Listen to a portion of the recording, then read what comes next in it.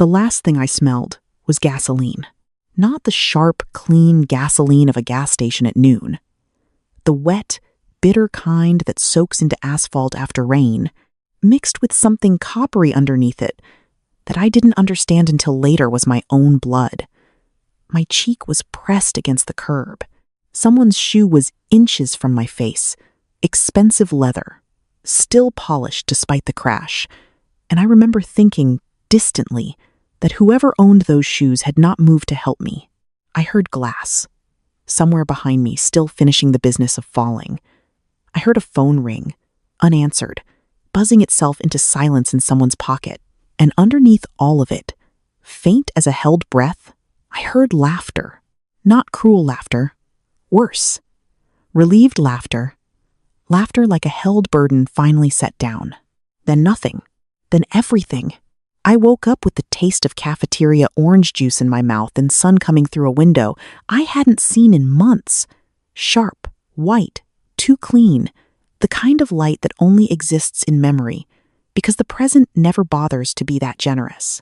My hands were folded on a school desk.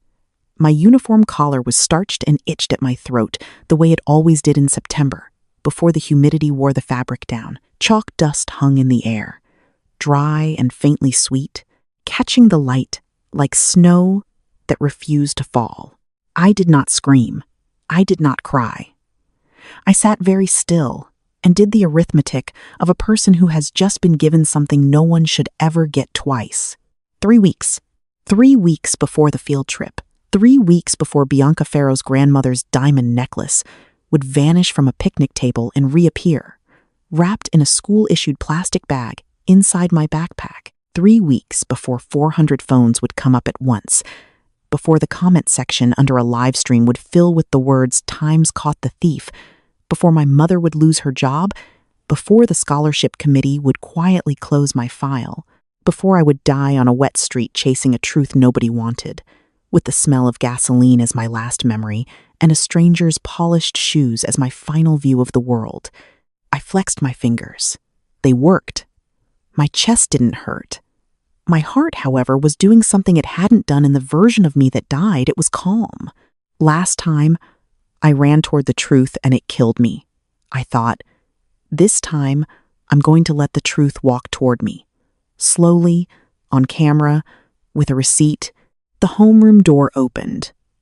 And there she was, Bianca Ferro, 16 years old, hair the color of a $100 salon appointment, blazer sleeves pushed up just enough to show a watch that cost more than my mother's yearly salary. Rose perfume walked in a full second before she did, thick and floral and slightly rotten underneath. The kind of scent that clings to silk and refuses to leave a room even after the person has gone. I knew that smell. I would know it in my sleep, in my coffin, in whatever life came after this one. It was the last thing I smelled before the crowd closed around me at the picnic table, the perfume of the girl standing closest, smiling the smile of someone who has already won. "Morning, scholarship girl," Bianca said.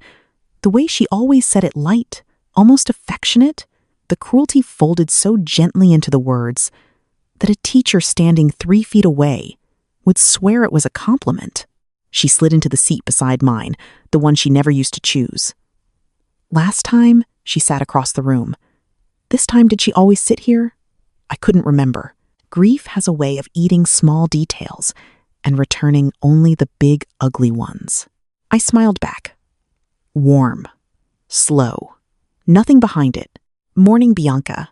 She blinked, just slightly, the way people do when a reaction doesn't match the script in their head. Last time, I flinched at that nickname. This time, I let it slide off me like rain off good leather. "You look rested," she said. Studying me, rose perfume thickening as she leaned closer, silk sleeve brushing my bare arm soft, cool, deliberately foreign, the fabric of someone who has never once worn something rough enough to remember the texture of it. My skin remembered other textures, coarse hospital blankets, wet asphalt, the rubber grip of my mother's exhausted hands. "I slept well," I said. "I have a good feeling about this month." That was true. I had never meant anything more sincerely in either of my lives. At lunch, I found my best friend Priya, already sitting at our usual table, peeling the foil off a granola bar with the concentration of someone defusing a bomb. "You're doing the thing," Priya said, without looking up. "What thing?" "The thing where you go quiet and calculate something. You've had that face since homeroom." She finally looked at me, brown eyes narrowing. "Did Bianca say something?" "Bianca always says something."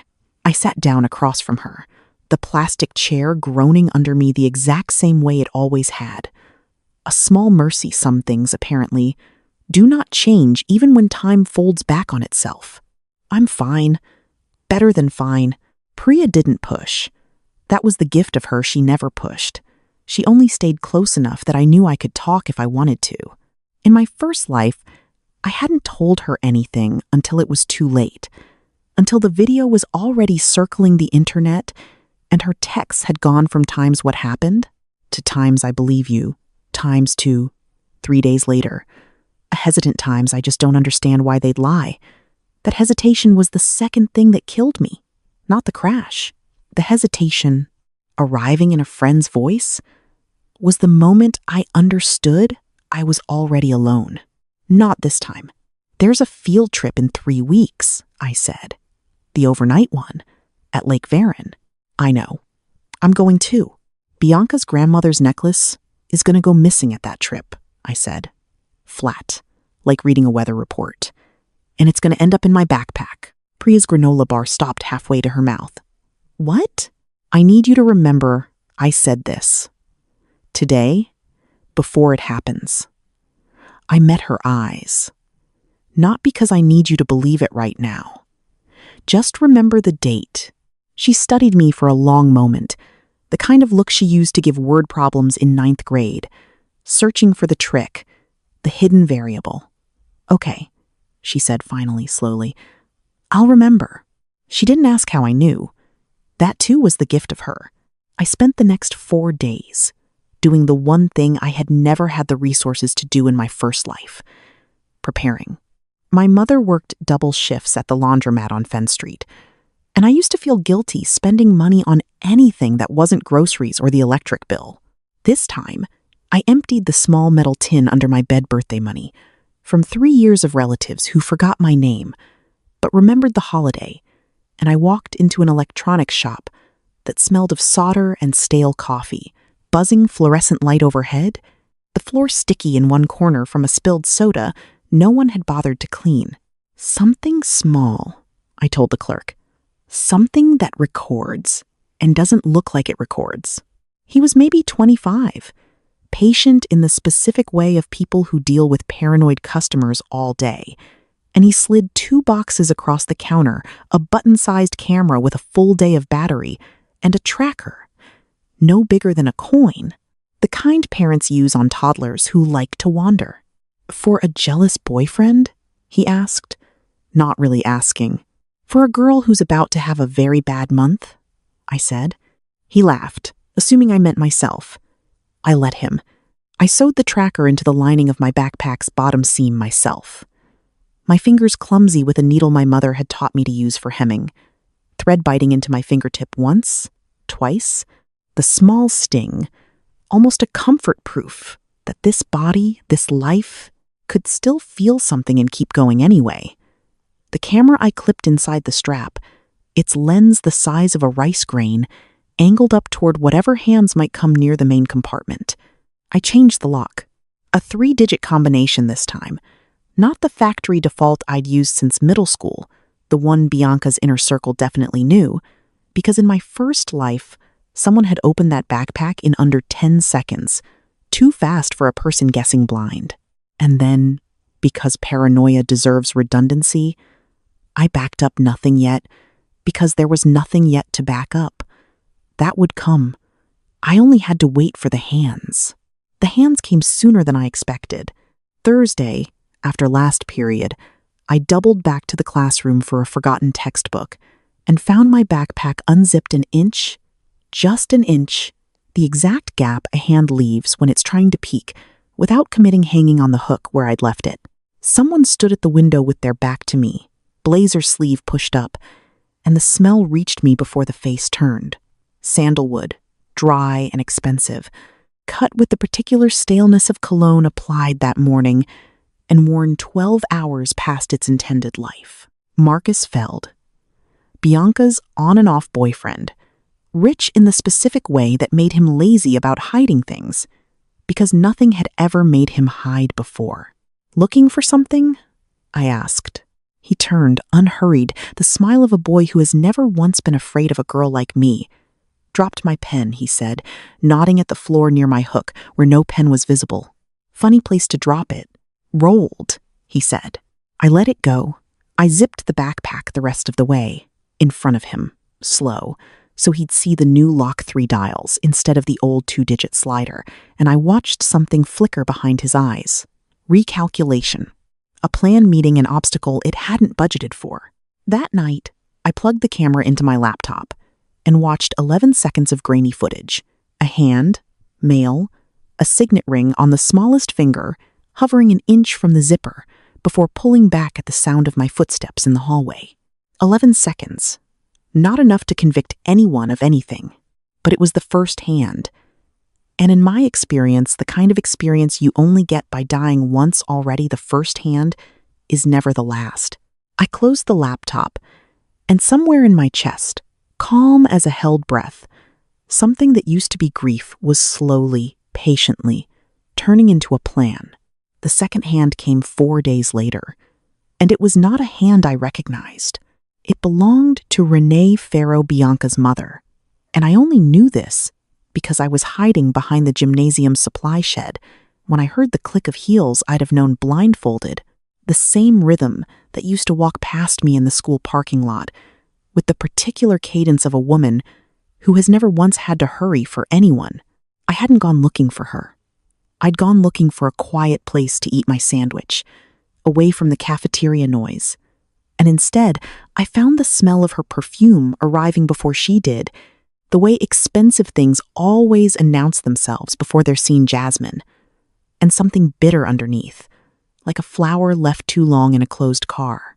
It was the same perfume from the picnic table in my first life, the one that had stood closest to me when the crowd closed in, the one I'd smelled through the whole disaster and never once connected to a face because grief doesn't index details. It just floods you and calls it evidence. She was on the phone, back to the wall, one hand pressed against the brick like she needed it to stay upright. "No, listen to me," she was saying, voice low, clipped, the voice of a woman used to being obeyed the first time. "The trip is the only window we have. After the scholarship committee meets, it's over. And I am not watching that girl take what belongs to Bianca because some charity fund decided poor is the same as deserving." A pause. Someone on the other end, tinny and distant. "I don't care how it looks," Renee said. "It looks like a missing necklace. It looks like a girl who's never had anything finally taking something. Nobody is going to ask why. They're going to ask times, how could she?" A short, humorless laugh, dry as chalk. "People love a thief who is already poor. It confirms what they wanted to believe anyway." I stood very still behind the shed, sandwich forgotten in my hand, and let every word settle into me like sediment. "The necklace itself doesn't matter," she went on. "We'll use the fake. Insurance already paid out on the real 1 year ago, reported stolen from a hotel safe, remember? Bianca's had the real stone in a vault since she was 12. This is just theater. Nobody checks a fake under camera flashes and crying." Another pause. "Marcus will get it into the bag," she said. "He's clumsy, but he's loyal, and loyalty's cheaper than a lawyer. Just make sure whoever live streams it gets a clean angle. I want this trending by dinner." She hung up. Heels clicked away, unhurried, the sound fading into the ordinary noise of a Tuesday. I did not move for a long time. My hands were shaking, and I let them, because there is no dignity in pretending a body doesn't remember its own murder, even a murder that technically hadn't happened yet in this timeline. I breathed until the shaking stopped. Then I ate my sandwich, because starving myself over a woman's cruelty had never once been useful in either life. That night, I wrote everything down while it was fresh. The words, the tone, the specific phrase, times, insurance already paid out times. And I understood, for the first time with total clarity, that this had never been a schoolyard grudge. This was a woman protecting a scholarship for her daughter by manufacturing a criminal record for someone else's. Priya found me at lunch the next day, and for once, I told her everything. She listened without interrupting, granola bar going soft and forgotten in her hand. And when I finished, she didn't say, "Times that's insane times," or "Times are you sure?" She said, quietly, "What do you need me to do?" That was the moment. More than the rebirth itself, more than the 11 seconds of camera footage, when I understood that this life was going to end differently than the last one, not because of evidence, because of her. "I need a second angle," I said. "One that isn't in my backpack. If it's just my camera, they'll say I edited it, staged it, whatever a scared, cornered person says when the truth doesn't fit their story. I need someone else's eyes on this too." "Then I'll be your eyes," she said. And that was that. We spent the following week building a second layer, quiet and careful. Priya befriended Colton, the camp's part-time security attendant, a broad, sun-weathered man in his 50s who ran the property's perimeter cameras and had, in my first life, testified to absolutely nothing because nobody had thought to ask him. This time, Priya brought him coffee twice, asked him real questions about his daughter's soccer team, and by the end of the week, he trusted her enough to mention, unprompted, that the picnic area sat squarely inside Camera 4's field of view, assuming nobody unplugs it again. Kids do that for privacy. Drives me nuts. Assuming nobody unplugs it again, I filed that detail away like a knife under a pillow. I also spent an evening at the town library, in a back corner that smelled of old paper and radiator dust, searching insurance fraud case law with a librarian's help, until I found the exact language Renee Farrow had used on the phone times reported stolen from a hotel. Safe times matched almost word for word against a real filed claim. 7 years old, Farrow family, 1 diamond necklace, paid in full. I printed it. My hands were steady this time. The morning of the field trip arrived exactly the way it had before humid, low-gray sky threatening rain that never quite committed, the school bus groaning under the weight of 60 overexcited students, and the smell of sunscreen and bug spray, thick enough to taste. Last time, I'd boarded that bus, grieving a life I didn't yet know I'd already lost. This time, I boarded it with a false calm sewn into every muscle, a backpack with a working lock, a camera the size of a rice grain, and a folder of printed evidence hidden inside a rolled towel in my duffel. Bianca sat 3 rows up, laughing at something Marcus said, her rose perfume drifting back to me on the bus's stale air conditioning, thick and sweet and faintly rotten underneath, exactly as I remembered it. She caught my eye once in the reflection of the window and smiled soft, warm, the smile of a girl who believes she has already won a game I haven't agreed to lose. I smiled back. By afternoon, the lake camp was set up in its familiar chaos tents. Half-pitched, a counselor blowing a whistle nobody obeyed, the smell of citronella candles and lake water and someone's badly burned hot dogs drifting from the fire pit. I left my backpack exactly where I'd left it. In my first life, hanging on a hook inside the girls' cabin, zipper closed, 3-digit lock set, and I went down to the water, with Priya, feeling the cold lake mud between my toes, listening to loons, calling somewhere across the water, distant and mournful, a sound that had nothing to do with any of this, and everything to do with why I still wanted, somewhere underneath the calculation, to survive it. "You're sure you want to just let it happen?" Priya said quietly, watching the water. "I'm not letting it happen," I said. "I'm letting it get caught happening. There's a difference." She didn't argue. She just squeezed my hand once, mud and all, and let go. It happened at 4. 47 inches the afternoon. I know because the camera time-stamped it. The cabin was empty, most of the girls down at the lake. 1 or 2 napping in hammocks strung between pines and the footage. When I watched it back that night with shaking hands, and Priya's flashlight cupped over the laptop screen showed exactly what I already knew it would show. Bianca Farrow, alone, stepping into the cabin with the light, unhurried steps of a girl who has never once worried about being watched. She glanced at the door twice, not nervous, just thorough. The way you check a door before doing something you'd rather not explain, and then she crossed to my hook. The 3-digit lock stopped her for 4 full seconds. Long enough that her jaw tightened. A flicker of the recalculation I'd seen in Marcus's face outside the classroom window. Then she pulled something small and glinting from the inner pocket of her jacket, the fake necklace, sharp glass-cut facets catching the cabin's dim light, and thumbed the dial with the ease of someone who had, at some point, been told the combination, or guessed it from watching me use it, or simply gotten lucky. 3 tries. On the third, the lock gave.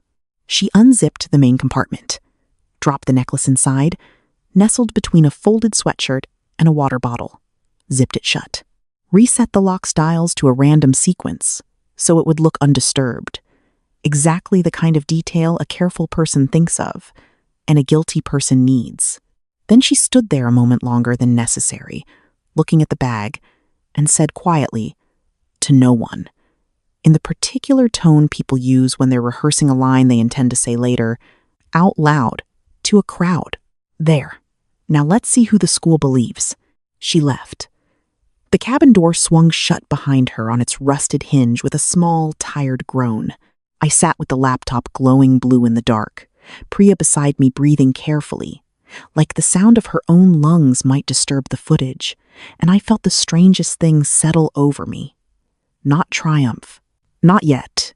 Just the quiet, cold satisfaction of watching a trap close exactly on schedule, with the person who built it walking directly into the jaws of it herself. She said it, Priya whispered. Out loud. On camera. She always says the quiet part out loud, I said. Rich people don't think anyone's listening. That's the whole design flaw. The scream came the next morning, right on schedule. Exactly as it had in the life I wasn't supposed to remember. Someone stole my grandmother's necklace. Bianca's voice cracked beautifully over the noise of 60 students eating breakfast off paper plates, eggs going cold, syrup sticky on plastic forks left midair. She stood on the picnic table's bench, one hand pressed to her chest, eyes wide and glassy, in a way that would have fooled anyone who hadn't watched her plant the evidence herself, 12 hours earlier. The camp counselor blew the whistle. Teachers converged. Phones came up, dozens of them, exactly like last time. Black rectangles catching morning light, thumbs already hovering to hit record before anyone had explained what was happening, because outrage travels faster than facts, and everybody wanted to be the one who caught it first. Everyone stays where they are, Mr. Halloway said, voice pitched to Carrie, sweat already beading at his hairline despite the cool morning. Bags will be checked, one at a time. Renee Farrow appeared at the edge of the crowd. I hadn't clocked her arrival, hadn't known parents were allowed on the second day. But there she was, Jasmine, and something bitter underneath, drifting toward me on the lake air, calm as still water, watching her daughter perform grief, with the satisfied stillness of a director watching dailies. I think we should check bags in order of proximity to the table, Renee said, voice smooth, reasonable, the voice of a woman suggesting something sensible instead of something rehearsed. Whoever was standing closest last night, nobody questioned it. Why would they? She was just a concerned parent. They reached my cabin's hook third. My backpack came down, unzipped by a teacher's careful hands, and there nestled exactly where Bianca had left it, between a folded sweatshirt and a water bottle. The necklace caught the morning sun and threw a spray of cold, fractured light across 60 gasping faces. Caught the thief, someone said, already typing. I felt the old grief try to rise in my chest. The exact shape of the crowd closing in, the exact smell of sunscreen and citronella and somebody's spilled orange juice, the exact sound of thumbs tapping glass.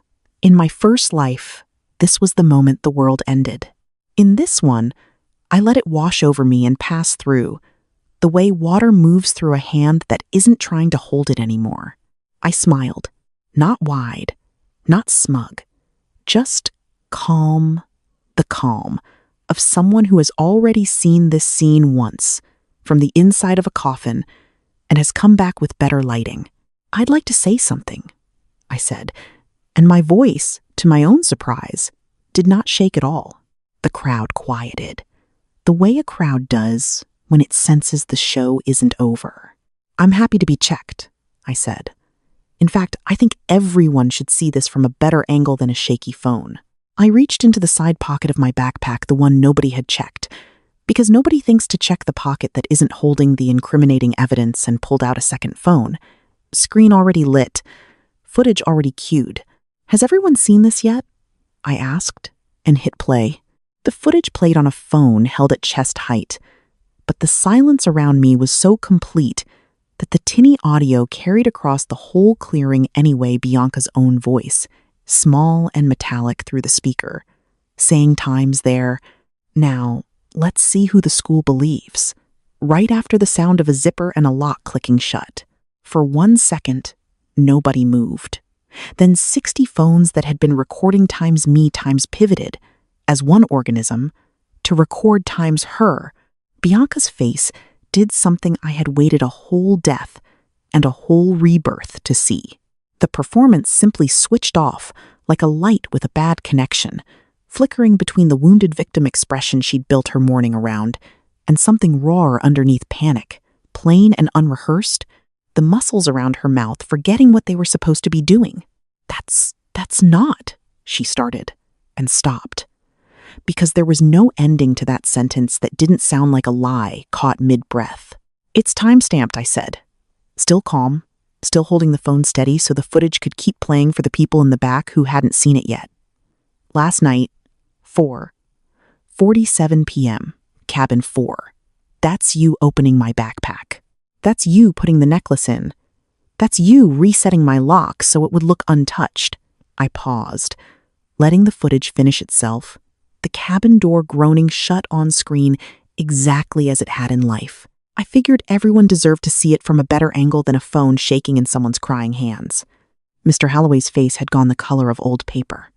"Miss Farrow," he said slowly, "is there anything you'd like to say?" "This is fabricated," Renee Farrow said, stepping forward before her daughter could answer, voice smooth as poured cream, jasmine perfume thickening the air between us. "Anyone can edit a video. Anyone can fake a timestamp. I won't stand here and let a scholarship applicant destroy my daughter's reputation with some doctored footage because she's desperate for a story that makes her the victim."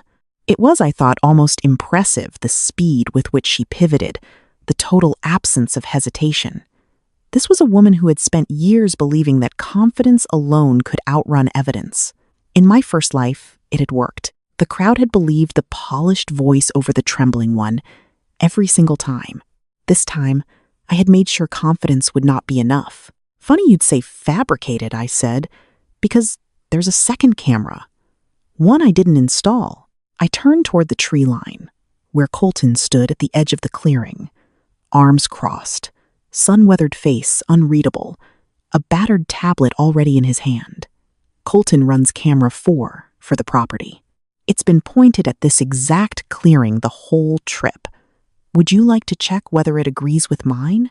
Colton didn't wait for permission from anyone with more authority than a badge that said Times Camp Staff. He walked forward, turned the tablet around, and pressed play. A different angle. Grainier, wider, time-stamped in the corner with the camp's official log, the kind of metadata a school lawyer could not later dismiss as convenient editing. Bianca Farrow, cabin door, 3 attempts on the lock, the glint of glass-cut facets sliding into the bag. 2 cameras, same girl, same 4 minutes and 11 seconds, no disagreement between them anywhere. The crowd's murmur changed pitch, not the eager, hungry murmur of people watching a scandal unfold about someone else, but the uneasy hush of people realizing they'd already convicted the wrong person out loud, on camera, forever, an hour ago. "Mom," Bianca said, and her voice cracked in a way that wasn't performance this time. "Mom, what do we—" "Don't," Renee said sharply.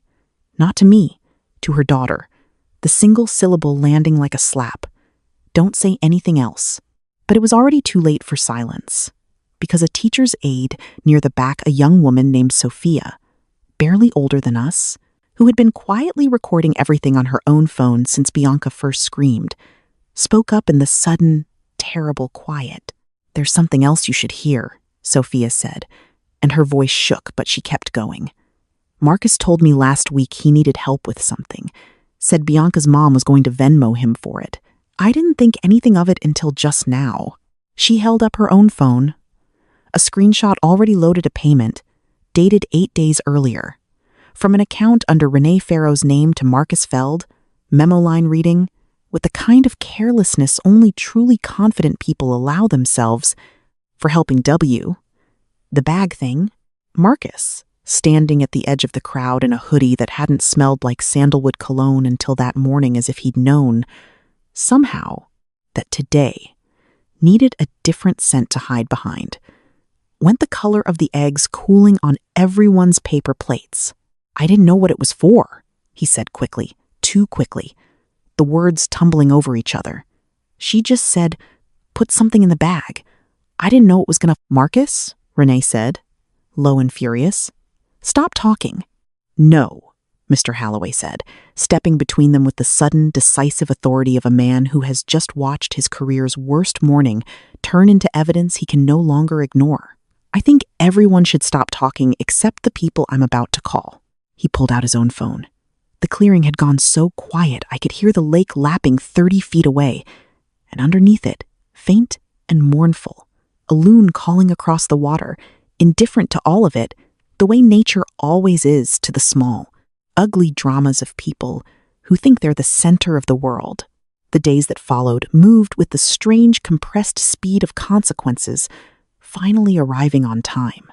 The school launched a formal investigation within 48 hours, not because anyone suddenly developed a conscience, but because Colton's time-stamped footage and Sophia's screenshot made the alternative, ignoring it, a legal liability nobody was willing to carry.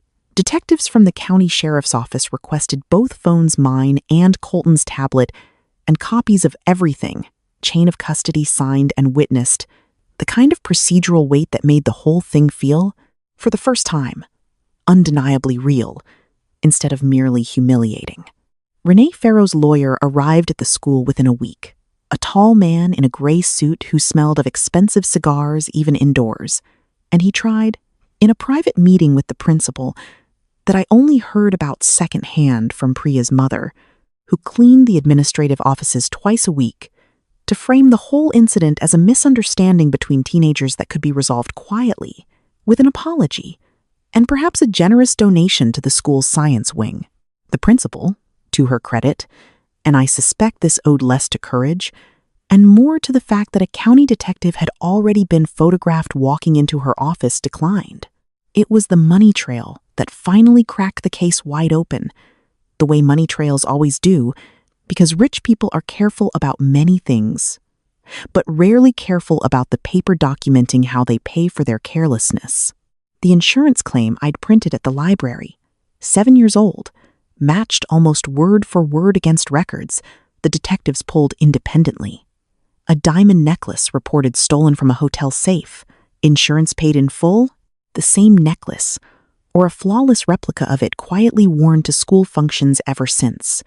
Fraud on top of the frame. Renee had not built one crime. She had built a habit of them, and simply reached for the same tool twice.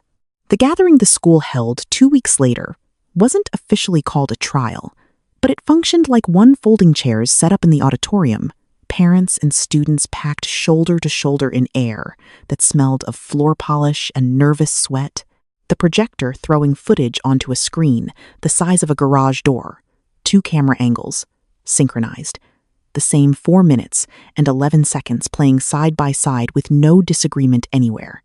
Bianca sat in the front row beside a lawyer who was not her mother's separate counsel, the first sign that the family's united front had already begun to crack under its own weight. Marcus sat 3 seats down, hunched, sandalwood cologne long gone, replaced by the flat, sour smell of someone who hasn't slept. Renee sat rigid, spine straight, jasmine perfume doing nothing anymore to soften the room's opinion of her, because a smell cannot argue with a receipt. When the recording of her phone call, the one from behind the gymnasium shed, the one I'd written down that same night with shaking hands played over the auditorium speakers, her voice filled the room with its own confession. The necklace itself doesn't matter. We'll use the fake. Insurance already paid out on the real one years ago. I watched her face while her own words hung in the air. The lift of her chin didn't change, but her hands, folded in her lap, went white at the knuckles, and I understood that the small, involuntary things a body does when it can no longer control the story, was the closest a woman like Renee Farrow would ever come to visible shame. Bianca broke first. Not out of guilt, I think, but out of the very old, very human instinct to save herself before someone else could throw her fully under with everyone else. She told me it would be easy, Bianca said, standing without being asked, voice shaking but carrying. My mom. She said nobody checks a fake under camera flashes. She said her voice cracked. And this time, I believed the crack. She said it wouldn't even matter if it wasn't true, because people already wanted to believe it about her. Her, meaning me, not even willing, in her own confession, to say my name. The county detective, who'd been quietly present, the whole meeting stood up from the back row. I think, he said, we're going to need everyone's phones. The consequences, when they came the way avalanches do slow at first, then all at once. Bianca and Marcus were both expelled within the month, their families' considerable donations to the school apparently insufficient to survive video evidence played on a screen the size of a garage door in front of every parent in the district. Renee Farrow was charged with insurance fraud and conspiracy to commit a criminal act against a minor. Her name printed in the local paper in a font so small, it would have insulted her if she'd still had the composure to notice. The teacher who had known and said nothing, Mr. Petrosian, who taught chemistry and had, it turned out, overheard a fragment of the plan weeks earlier and chosen silence rather than risk his job was suspended pending review, his career quietly ending not with a scandal of his own, but with the much smaller, much sadder crime of looking away. My scholarship file, closed without explanation 3 weeks into what should have been my first life, was reopened, reviewed, and restored. My mother's job, the one she'd lost to gossip, and a rumor she never should have had to survive, offered back to her within days, though she chose, in the end, not to return to a laundromat that had let her go so easily on a whisper. The last time I saw Bianca Farrow, it was in the parking lot outside the courthouse, the week her mother's plea deal was finalized. She looked smaller than I remembered. Not thinner, exactly, just diminished, the way expensive things look diminished once you've seen underneath the packaging. No rose perfume, just the plain, unremarkable smell of a girl who had run out of things to hide behind. "Why didn't you just tell someone?" she said, not quite a question, more an accusation dressed as one. "If you knew, why'd you let it happen at all?" I thought about the honest answer for a moment, that I hadn't known, not the first time. Not until the first time had already killed me and decided she didn't deserve the whole truth, only the part that mattered. Because last time, I told the truth first and nobody believed me, I said. This time, I let you tell it for me, on camera, in your own voice. Nobody doubts a confession they watched you make yourself. She didn't have anything to say to that. I didn't wait for her to find something. I turned and walked toward the parking lot's far end, where Priya was waiting by her mother's car, engine already running, and I didn't look back because there was nothing behind me anymore worth looking at. Autumn arrived properly a month later, the kind of clean, cold morning that smells of wood smoke and wet leaves instead of gasoline and rumor. I sat on the back steps of our new, slightly larger apartment. My mother's promotion at the new laundromat had covered the difference with a mug of tea going cold in my hands, listening to a mourning dove somewhere in the yard next door, its call low and steady. Nothing at all like a loon's grief, Just an ordinary bird doing an ordinary thing on an ordinary day. I pressed my palm flat against the porch's wooden railing, rough grain under my skin, sun warm on the back of my neck, and let myself simply exist in a version of my life where nobody's crowd was closing in, where nobody's phone was recording me for the worst reason. I had not saved Bianca from herself. I had not tried to. I had only refused to let her lie about what she'd done and let the truth do the only thing it has ever reliably done, given enough patience and the right angle of camera. Arrive, eventually, exactly on time. Honor can be stolen in minutes. But the truth, if you're patient enough and brave enough to keep following it, always finds its way back into the light.